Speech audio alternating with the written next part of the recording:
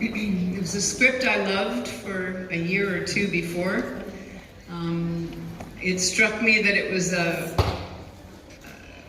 very human comedy about three people rather than two people, which interested me. And I loved Jim Brooks's movies. Terms of Endearment, Broadcast News, these are movies that I loved. So I wanted to be in it very badly. I auditioned and auditioned again, and then finally said, I think you should decide if you want me in the movie or not.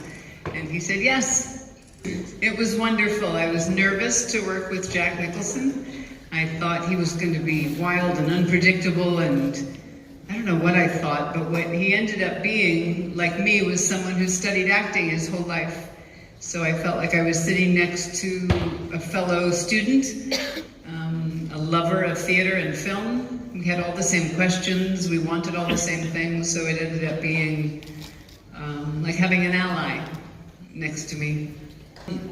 Something changed as we made the movie, which is it was about these three people, and it was not a romantic comedy.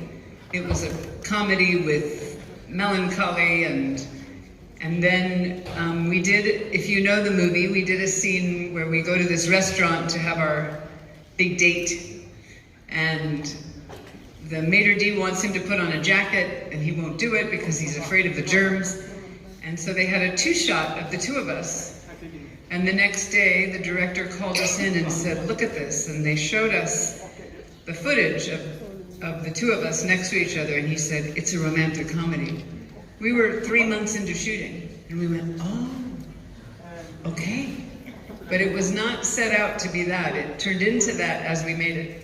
And the brilliance of the director is that he saw it and said, okay, the movie just told me what it is. He was wonderful, and I worked with Richard Gere for the second time. So he's the sweetest man there is. Every kind of movie. I like tiny little films that open in small theaters that only a few people see. I like Star Wars. I just love movies, and I really love seeing movies in the dark with a group of strangers with my popcorn. That's my great love. I was raised on it. My father was raised on it. So I am praying that we keep going. Maybe it might have been Sound of Music at Radio City Music Hall in New York. That's the first one I remember. One is called Then She Found Me in English. It's me and Bette Midler, Colin Firth, and Matthew Broderick. I'm very proud of that, so if you want to go home and find a movie. And then I made another film called Ride with Luke Wilson. I think that the second one don't arrive in Italy, maybe. I asked Warren Beatty if he thought I should be in the movie, and he said, well, there will be one person on the set who sees it the way you do. So at least one actor will do what I tell them to do.